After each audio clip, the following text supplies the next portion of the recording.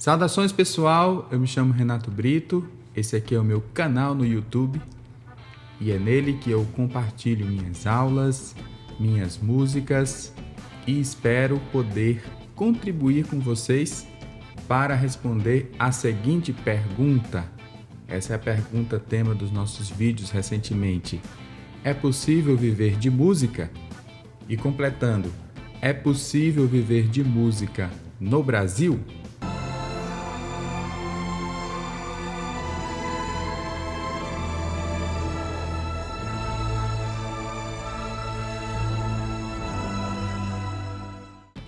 Bem, no primeiro vídeo dessa série, eu falei um pouquinho da profissão de musicista em várias áreas. Falei de como viver de música de modo geral.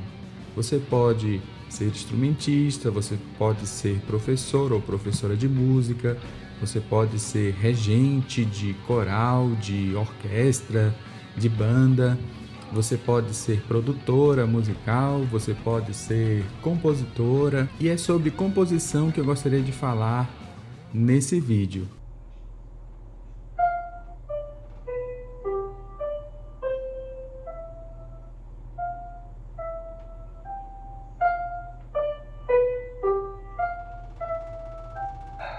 Bem, a composição entrou na minha vida de maneira muito precoce, eu diria. Logo que eu comecei a aprender um pouquinho sobre música, aprender a tocar ali as primeiras notas musicais, já tive vontade de escrever coisas novas, né? De criar coisas novas. Isso acontece com muitas pessoas. Quando elas começam a aprender a tocar um determinado instrumento musical, logo vão criando ali as suas próprias melodias, vão também criando, inclusive, poesias, né, para aquelas melodias, ou num processo inverso, né? Primeiro a poesia, depois a melodia. E é interessante como isso é muito forte em algumas pessoas. Mas o que você precisa fazer para se tornar uma compositora? O que você precisa fazer para se tornar um compositor? Bem, eu colocaria dois fatores. O primeiro deles é a criação. Primeiro você tem que fazer coisas novas e eu diria até ter coragem de mostrar essas melodias novas, essas canções novas, né? Essas peças instrumentais novas para o seu círculo de amigos e amigas, de repente para os seus parentes. E eu acredito que esse primeiro passo é o essencial da jornada de qualquer compositor e de qualquer compositora. Agora, evidentemente, a criação ela pode ser estimulada na própria metodologia de ensino de música. Então, hoje em dia, a educação musical mais contemporânea não quer que o estudante, a estudante de música, simplesmente repita aquilo que outra pessoa escreveu.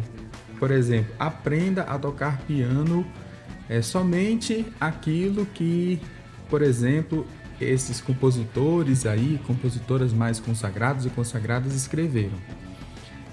Nas aulas de música a gente também quer que o estudante, a estudante improvise, que ele aprenda, por exemplo, os acordes, ou a partir de um looping ou um baixo ostinato, faça algo diferente, e isso caminha ao lado, né, do aprendizado da leitura de partitura, por exemplo, se essa for a proposta daquele ensino de música. Então, além da criação, você tem também a formação. Esse seria o segundo passo para você se tornar um criador de música, uma criadora de música. Porque dependendo da música que você vai criar, você vai precisar ter um certo domínio daquela cultura musical que você propõe a contribuir com as suas próprias produções.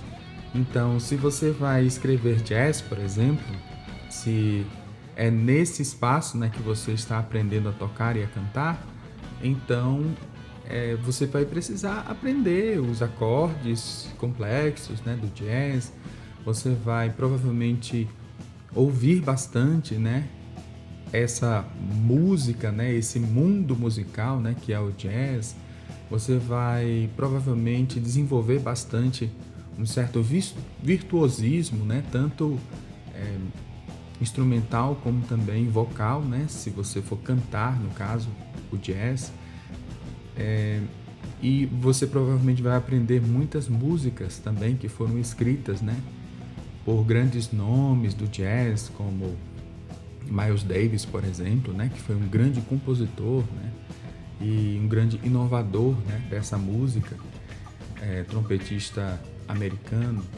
Então, acredito que é importante que, além desse primeiro momento, né? Que é aquele momento de pulsão, né? Aquele momento de querer realmente colocar para fora aquilo que você tem dentro de si, né? Aquela música, né? Que começa a tocar dentro do seu ouvido musical. Então agora você vai ter que sistematizar aquilo, colocar aquilo dentro de uma determinada estrutura, que geralmente vai ser a estrutura de música que você está estudando naquele momento, né? Então, se for música tradicional popular, você vai escrever novas músicas dentro daquele esquema, dentro daquele sistema, né? Então, se for música erudita, vai ser música erudita. E aí a gente tem várias maneiras de adquirir esse tipo de formação. Bem, mas a minha pergunta nesses vídeos é sempre essa, né? É possível viver de música? Aí a pergunta que a gente pode fazer na área de composição: é possível viver de composições, né? Então, um compositor, uma compositora pode eventualmente ganhar dinheiro e poder pagar as contas, os boletos, os famosos boletos com essa atividade? Bem, eu diria que sim. E eu vou colocar aqui algumas maneiras. A primeira delas que eu gostaria de colocar é a dos direitos autorais. Então, se a gente seguir a lei de direitos autorais que existe no Brasil, cada vez que uma determinada música toca, o compositor, a compositora daquela música deve ganhar algo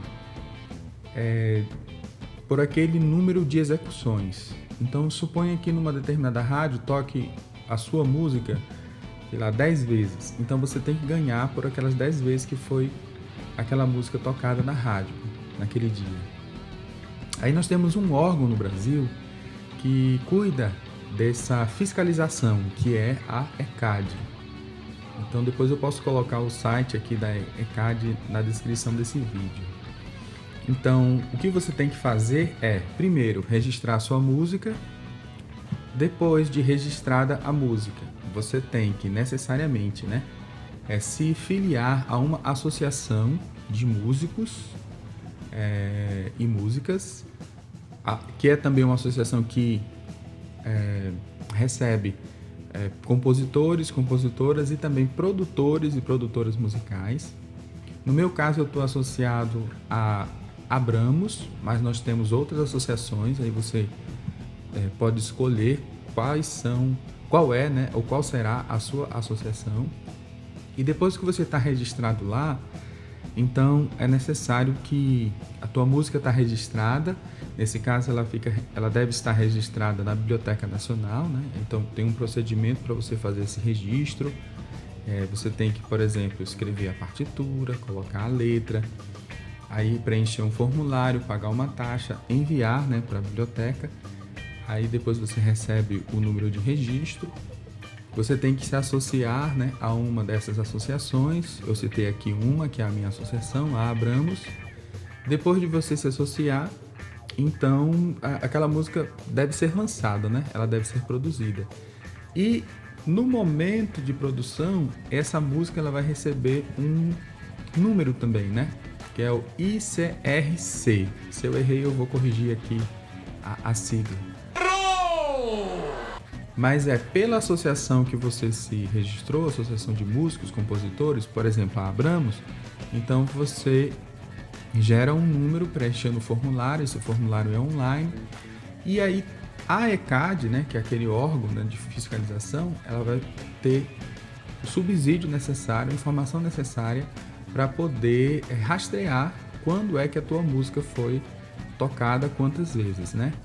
Lembrando, eu falei aqui o exemplo das rádios, mas, por exemplo, se tocar no YouTube, se tocar no Spotify, se tocar no Deezer, se tocar no Apple Music, se tocar, por exemplo, numa recepção de hotel, se tocar, por exemplo, num restaurante, se tocar num show, né? Então, em todos os lugares onde a nossa música é tocada publicamente, então é necessário que se faça um recolhimento de imposto e a quantidade de vezes em que aquela música é tocada, então você recebe na sua conta bancária um determinado dinheiro se você seguir todos esses passos que eu falei, né? Registra a tua música, se filia a uma associação de músicos e músicas, fique atento na hora de publicação da sua música, de produzir a sua música, por exemplo, num estúdio, numa gravadora, seja lá o que for,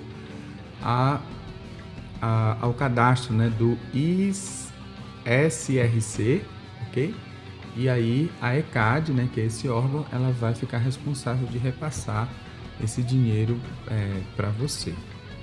Alguns compositores mais famosos, né, ganham dinheiro suficiente para se manter e alguns até, eu diria, mais do que para se manter, né, para ficarem ricos mesmo.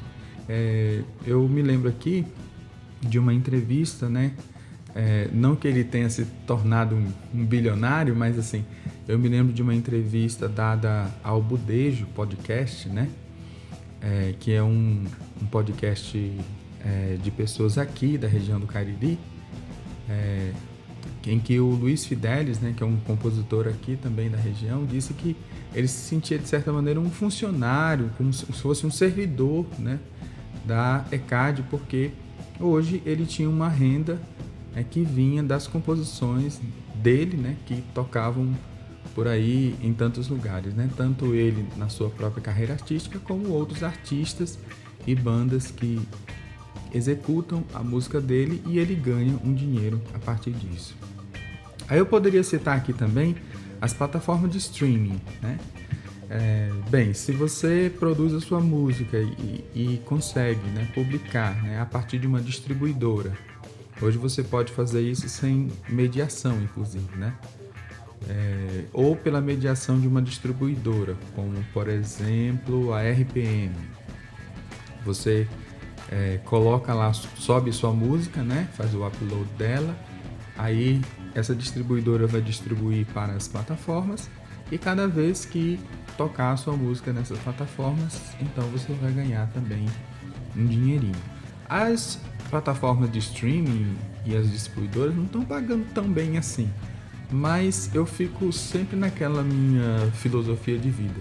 Se você não ganha nada, então se você ganhar é mais do que nada, né? Se você ganhar 10, né, e não ganhava nada com aquilo, então é 10 vezes o que você não ganhava antes, né? Aliás, 10 vezes 0 é 0, né? Então, tudo bem, pode ser que as plataformas hoje não paguem tão bem, e eu diria que elas deveriam pagar mais, né? Com certeza absoluta, porque estão lucrando bastante, né, com a produção artística, todas as plataformas, eu diria. Por outro lado, se você não utilizar, né, essas plataformas que hoje são o grande meio, né, de difusão musical, aí você vai acabar ficando para trás também, né, como compositor, como compositora. Então é melhor você ganhar um trocado ali e ter o seu trabalho divulgado e fazer campanhas, né, de divulgação, né, da sua música por ali, para então a partir dali ganhar, vamos dizer, outros mercados, né, do que você não publicar por essas plataformas e acabar ficando para trás, como eu já falei. Você também pode trabalhar como compositor com trabalhos encomendados, né? Então vamos supor que alguém está produzindo um disco e está precisando de um arranjo ali para quarteto de cordas. Então, se você é compositora e sabe escrever esse tipo de arranjo, então você pode cobrar por esse trabalho, né? Você pode cobrar por hora de trabalho, né? Fazer uma estimativa de quanto aquele trabalho vai durar e aí você estipula qual seria a sua hora de trabalho para aquele trabalho e aí vende, no caso, esse seu arranjo. E nessa negociação também você vai colocar como é que fica a questão dos direitos autorais, porque ainda o arranjo é seu, né? Aí isso pode ser, vamos dizer assim, acertado no preço que você, por exemplo, né, estipular. Então, se a pessoa lá está querendo exclusividade do seu arranjo, então você pode subir o preço. Se você acertar com ele ou com ela, né, com a produção musical, que você quer utilizar esse mesmo arranjo em outros lugares, então você pode diminuir o preço, né? Então, existem vários colegas, né, aqui no YouTube mesmo, que tem algumas dicas, né, mais específicas de cada um desses pontos aqui da área de composição. Porque a composição também é uma coisa muito ampla, né? É uma atividade muito ampla. Então, tem várias áreas em que você pode trabalhar, inclusive levando em consideração a união dessa área com outras áreas, né? Então, por exemplo, composição e educação musical, composição e execução musical. Então, dependendo desse diálogo, né, entre áreas, então você pode ter vários tipos de atividades diferentes, né? E também tem os nichos. Para que você está compondo? Por exemplo, você está compondo para um determinado produtor musical que está com trabalhos com artistas populares, aí isso seria uma área da composição. Você está trabalhando principalmente numa universidade, aí você é praticamente um acadêmico, né, da composição, e você tem pesquisas na área, vamos lá, de sonologia, então a composição ganha um outro caráter. Bem, você também pode trabalhar na publicação de partituras. Você pode trabalhar tanto como editor de partituras, como também você pode publicar os seus próprios arranjos ou músicas originais. Então você tem alguns sites, por exemplo, o site arrangeme.com.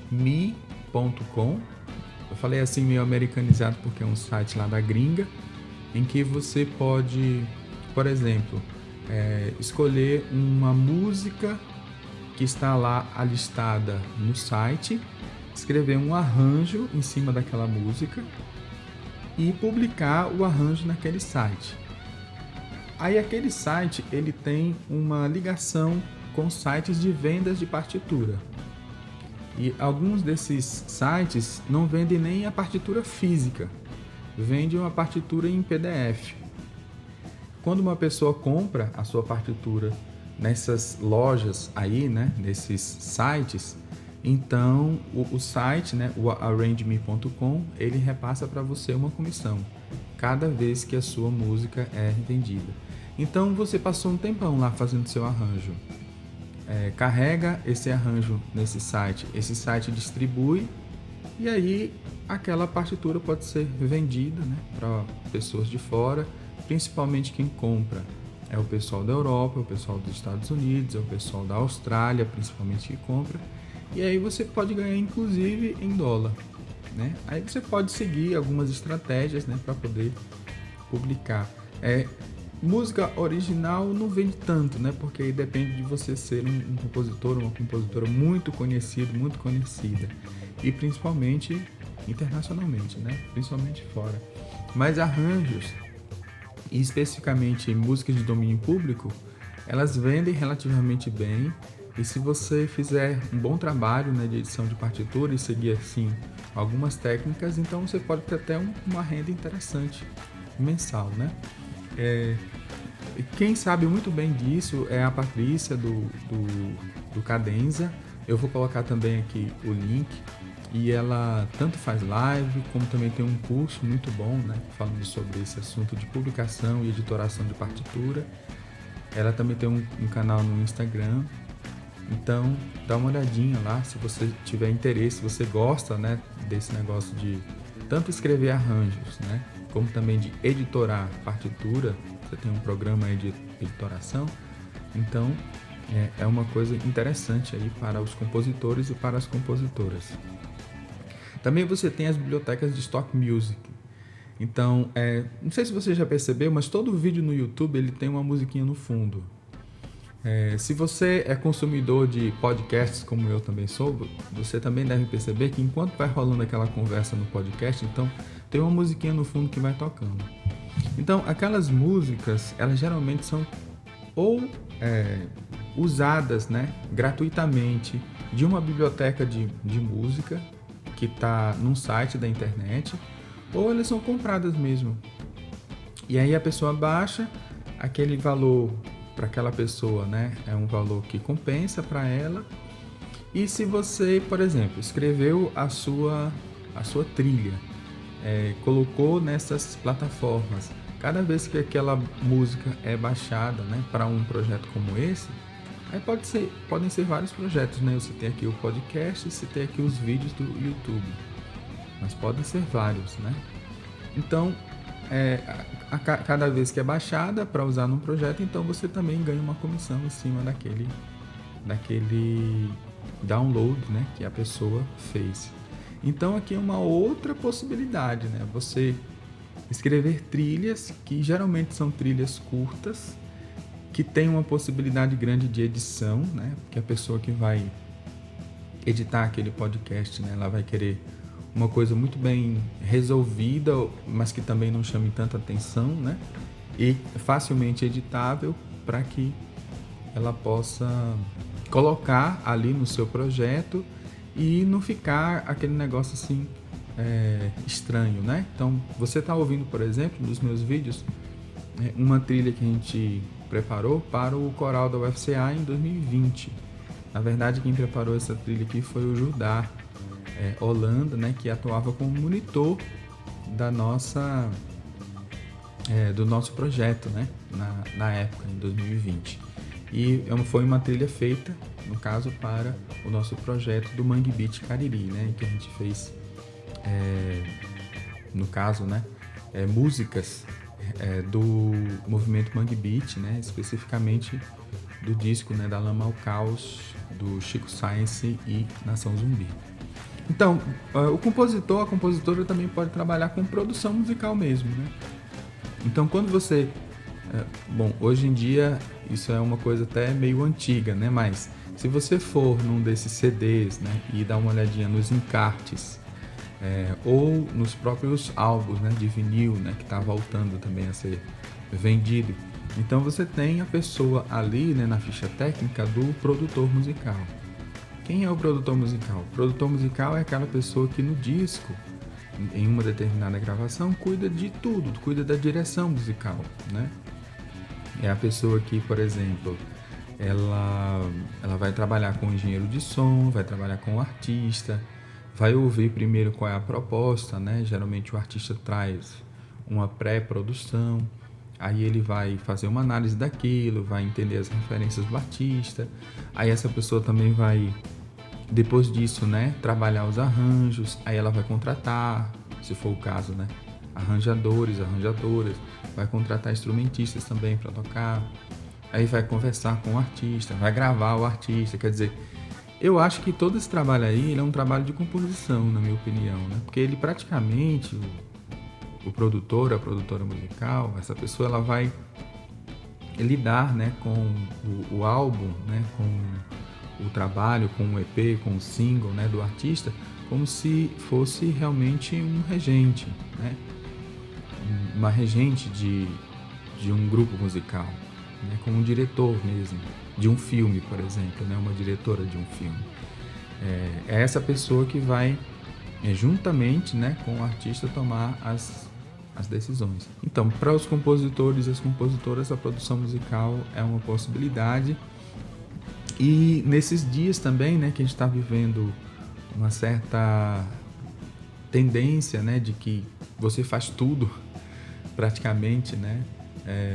Você escreve, aí você grava, você edita, você mixa, você masteriza e tudo.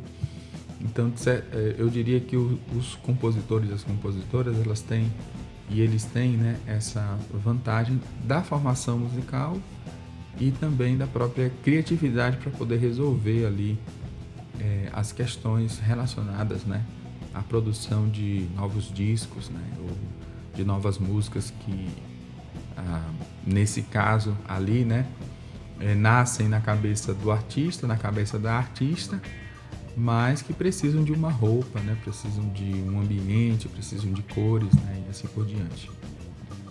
E por fim, né, você pode viver como compositor, compositora, se você também for instrumentista, né? E aqui eu estou pensando no seguinte, né? Então, às vezes uma pessoa, ela passa a tocar tão bem seu instrumento musical, ou passa também a cantar tão bem, que ela meio que chega num certo limite do repertório que ela já toca.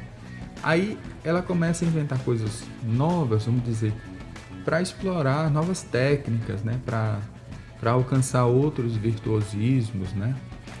Claro, não precisa ser tocar rápido e muito forte, sei lá, 1000 notas por segundo. Pode ser, de repente, uma escolha estética, né? Que não necessariamente envolva esse tal virtuosismo. Então, eu penso que a execução musical ela pode andar do lado da composição e se beneficia muito bem, né, aqueles intérpretes, aquelas intérpretes que passam também a compor as próprias músicas. Então, eu gostaria de citar um exemplo aqui de um grande violonista cearense chamado Nonato Luiz, que depois de um certo tempo, né, ele passou a escrever as suas próprias músicas. Então ele tem discos inteiros assim autorais em que ele toca violão, e as músicas dele são maravilhosas, excelentes. A técnica dele é muito limpa, muito clara, é de uma precisão assim louvável, e ao mesmo tempo a música dele se encaixa bastante com tanto a pessoa que ele é, né, a cultura musical que ele tem, como também a técnica violonística que ele tem produzido. Bom, essas aqui são as minhas reflexões, né, sobre como atuar, né, como compositor na música e poder, a partir da composição, pagar, né, os seus boletos ou viver, né, de composição. Coloquei aqui várias possibilidades. Eu gostaria muito que no nosso país os compositores, as compositoras fossem mais valorizados e valorizadas, mas assim, a gente também tem essas possibilidades aqui que a gente pode correr atrás e fazer o nosso pé de meia, né, a partir dessas possibilidades. Bem, e aproveitando esse tópico aqui de publicação de partitura, como vocês já sabem, eu sou compositor também, e no ano de 2019 eu publiquei uma cantata de Natal chamada Natal no Cariri. Então eu ainda tenho alguns exemplares dessa cantata.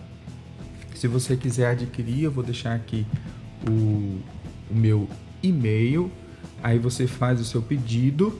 Essa cantata ela foi escrita tanto para coro misto, né, de adultos, jovens, adolescentes, como também para o que seria um coral infantil, né? Então tem 8 músicas para coro misto e 4 músicas para coral infantil.